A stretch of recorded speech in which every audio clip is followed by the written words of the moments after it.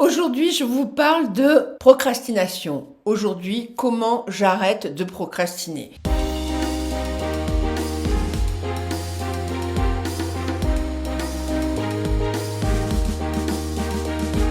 C'est Liliane Clavel-Pardo et bienvenue sur ma chaîne, le meilleur endroit pour apprendre à vivre libre et autrement votre vie grâce à la psychologie énergétique. Bien que cette expression, c'est une expression que je déteste, procrastiner. Procrastiner parce que ça a toujours une connotation négative, de culpabilité, très péjorative et en gros, c'est pas bien de procrastiner. Et comme tous les jours on a des listes interminables, forcément, il y a de fortes chances qu'à un moment donné ou à un autre, on culpabilise de ne pas avoir tout fait, tout ce qu'on avait à faire.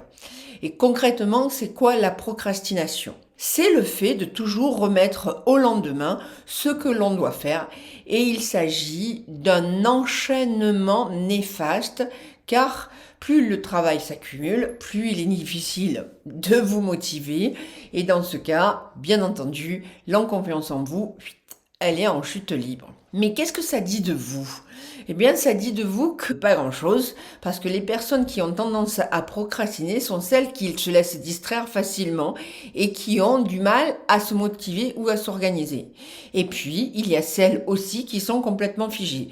Soit vous êtes dans un cas, soit vous êtes dans l'autre, soit vous pouvez être dans les deux. Vous avez des mantras qui sont « j'y arriverai jamais, j'ai trop de choses à faire » et blablabla et blablabla et blablabla. Vous connaissez, c'est le hamster malicieux. Donc, vous avez des to-do list interminables, et moi, la première, j'ai des to-do list interminables, mais j'ai trouvé une to-do list avec une action par jour. Je m'explique. Si je réalise une seule tâche de ma to-do list, je suis contente et je dis « yes, j'ai réalisé cette tâche et c'est bien ». Et si je grésille encore, alors j'attends un petit peu et je vous donne à la fin de cette vidéo un exercice anti-grésillement et culpabilité. Et si la tâche que vous devez effectuer est inintéressante, peu valorisante, pénible, c'est encore plus difficile de s'y mettre. Alors, moi, je suis la spécialiste pour ça. Quand ça me plaît pas, j'ai pas envie. Et heureusement, c'est pas une fatalité. Souvent, on n'a pas envie de se mettre au travail, donc du coup, on va faire des tâches ménagères pour éviter de se confronter à la pénibilité de ce travail qui n'est en réalité pénible qu'émotionnellement. Et comment faire pour lutter contre la procrastination ? Eh bien, il faut optimiser votre concentration et lâcher vos peurs qui sont à l'intérieur de votre corps ou lâcher le mode figé. Ne vous laissez pas envahir par le téléphone ou Internet qui vont vous perturber. Si la tâche à accomplir est trop volumineuse, coupez la tâche en petits bouts. Il vaut mieux travailler 10 minutes par jour avec joie que 12 heures sans rien faire et en culpabilisant avec une très forte culpabilité qui vous met complètement down. Pour vous entraîner, je vous conseille chaque jour de prévoir à couper votre téléphone avec un créneau de début ou de fin.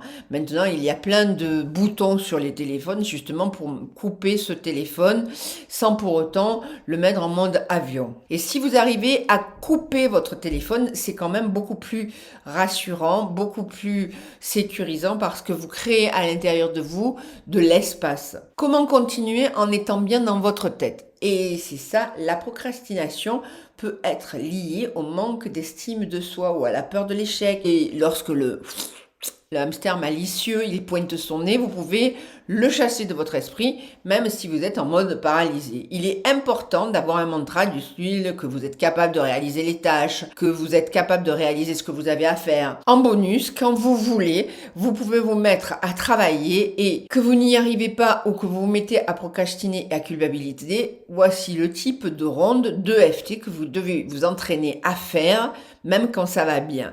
Tout d'abord, vous vous concentrez sur votre corps, sur les sensations corporelles quand vous devez vous mettre à travailler. Donc imaginons que vous êtes devant l'ordinateur et que vous êtes complètement figé et à l'intérieur de vous, quand vous êtes figé, soit vous ressentez rien, soit vous ressentez vous êtes comme ça. Vous scannez votre corps donc est donc figé ou bloqué et par exemple c'est dans le plexus solaire, j'ai une boule dense, elle est hyper dense, elle est hyper petite, elle m'empêche de respirer, elle m'oppresse, elle me fait mal dans la poitrine et jusque dans l'estomac et c'est à 8 sur 10.